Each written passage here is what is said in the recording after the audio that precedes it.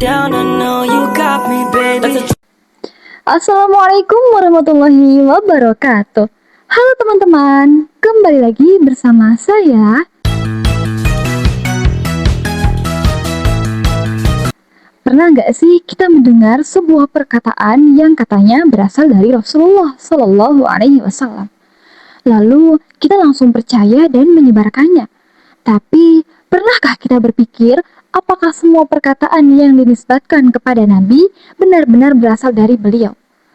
Nah, ternyata dalam ilmu hadis ada istilah yang sangat penting untuk dipahami, yaitu hadis maudhu. Hadis maudhu adalah salah satu pembahasan dalam ilmu hadis yang mengajarkan kita untuk lebih hati-hati dalam menerima dan menyampaikan sebuah riwayat. Pada video kali ini, kita akan membahas apa itu hadis maudhu, bagaimana sejarah munculnya, ciri-cirinya, faktor penyebab munculnya hadis maudhu, serta bagaimana sikap kita terhadap hadis tersebut. Oke, langsung saja kita mulai pembahasannya. Yang pertama yaitu pengertian hadis maudhu.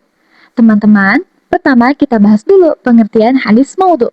Secara bahasa, kata maudhu berasal dari bahasa Arab, yaitu maudhu, yang berarti sesuatu yang dibuat-buat, diletakkan atau direkayasa.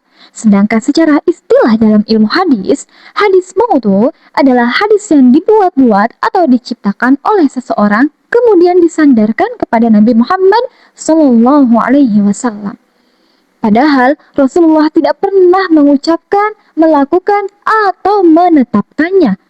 Jadi hadis maudhu bukanlah hadis yang berasal dari Rasulullah Sallallahu Alaihi Wasallam. Hadis tersebut hanya dibuat oleh seseorang kemudian dinisbatkan kepada Nabi agar terlihat memiliki kekuatan agar orang lain percaya. Karena itulah hadis maudhu termasuk ke dalam hadis yang tertolak dan tidak diperbolehkan dijadikan sebagai dasar sandaran ajaran Islam. Pembahasan yang kedua yaitu sejarah munculnya hadis maudhu. Lalu, bagaimana hadis maudhu bisa muncul? Pada masa Rasulullah SAW masih hidup, peluang munculnya hadis palsu sangat kecil karena jika seseorang membuat kebohongan tentang Nabi, para sahabat bisa langsung bertanya dan memastikan kebenarannya. Namun, setelah Rasulullah wafat, terutama ketika wilayah Islam semakin luas dan muncul berbagai perbedaan kepentingan, mulai muncul orang-orang yang membuat riwayat palsu. Salah satu penyebabnya adalah adanya konflik politik. Sebagian kelompok membuat hadis palsu untuk mendukung kelompok atau kepentingan tertentu. Selain itu, ada juga orang-orang yang membuat hadis palsu dengan tujuan tertentu, seperti ingin mengajak manusia melakukan kebaikan tetapi menggunakan cara yang salah. Mereka mengira membuat hadis palsu untuk tujuan baik adalah hal yang diperbolehkan, padahal tetap termasuk perbuatan yang salah. Pembahasan yang ketiga yaitu faktor penyebab. Munculnya hadis maudhu ada beberapa faktor yang menyebabkan munculnya hadis tersebut. Yang pertama yaitu faktor politik. Perbedaan kepentingan politik pada masa awal Islam menyebabkan sebagian orang membuat riwayat palsu untuk kepentingan atau memperkuat pendapat kelompoknya. Yang kedua yaitu faktor fanatisme golongan. Ada orang yang membuat hadis palsu karena terlalu fanatik terhadap kelompoknya, sukunya, atau pemikiran tertentu. Yang ketiga yaitu faktor kepentingan pribadi. Sebagian orang membuat hadis palsu untuk mendapatkan keuntungan, kedudukan, atau perhatian dari masyarakat. Yang keempat yaitu faktor ingin menyandarkan kebaikan tetapi dengan cara yang salah. Ada sebagian orang yang membuat cerita atau perkataan palsu tentang keutamaan sesuatu ibadah agar orang tertarik melakukannya. Namun dalam Islam, tujuan baik harus dilakukan dengan cara yang benar. Yang keempat pembahasannya yaitu ciri-ciri hadis maudhu. Lalu, bagaimana para ulama mengetahui bahwa sebuah hadis termasuk maudhu? Para ulama hadis melakukan penelitian yang sangat teliti. Beberapa ciri hadis maudhu antara lain, yang pertama yaitu terdapat pengakuan dari pembuat hadis palsu. Misalnya, seseorang mengakui bahwa ia yang membuat sebuah perkataan lalu menyandarkannya kepada Nabi. Yang kedua, isi hadis bertentangan dengan Al-Quran, hadis yang sahih, atau prinsip dasar ajaran Islam. Yang ketiga, terdapat perawi yang dikenal sebagai pembohong atau tidak dapat dipercaya. Yang keempat, bahasa atau isi hadis tersebut berlebihan dan tidak sesuai dengan perkataan Rasulullah. Namun, penentuan hadis maudhu tidak dilakukan secara sembarangan. Para ulama membutuhkan penelitian mendalam terhadap sanad dan matan hadis. Pembahasan yang kelima yaitu kedudukan hadis maudhu. Bagaimana kedudukan hadis maudhu di dalam Islam? Ada yang tahu nggak? Hadis maudhu termasuk hadis yang paling lemah dan tertolak karena hadis tersebut bukan berasal dari Rasulullah Shallallahu Alaihi Wasallam.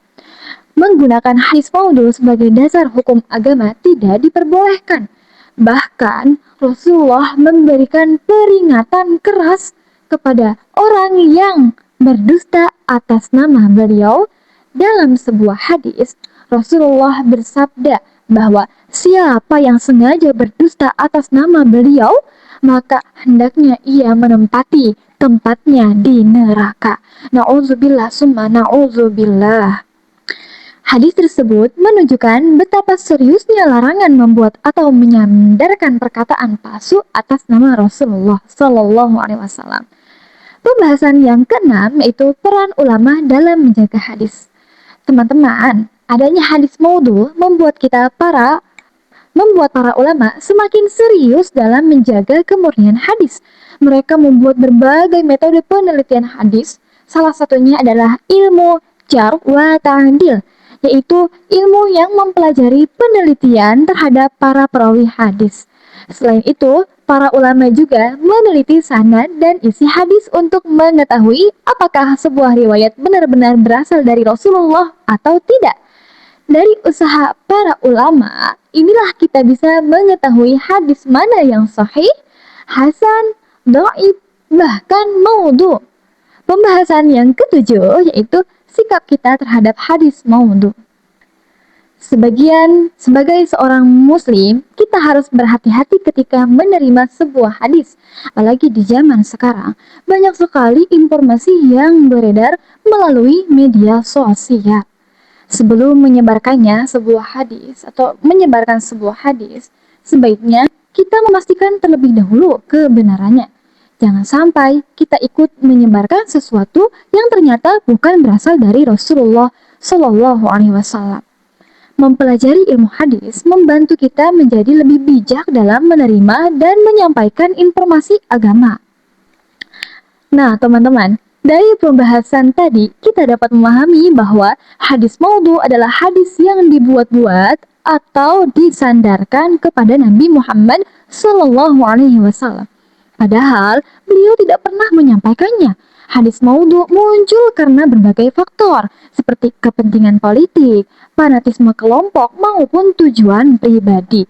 Karena bukan berasal dari Rasulullah, hadis maudhu tidak dapat dijadikan pedoman dalam ajaran Islam. Melalui hadis, para ulama berusaha menjaga kemurnian ajaran Rasulullah Shallallahu Alaihi Wasallam agar umat Islam dapat membedakan antara hadis yang benar dan hadis yang palsu. Semoga pembahasan ini bermanfaat dan menambah wawasan kita tentang pentingnya mempelajari ilmu hadis. Terima kasih sudah menyimak. Wassalamualaikum warahmatullahi wabarakatuh. Bye-bye.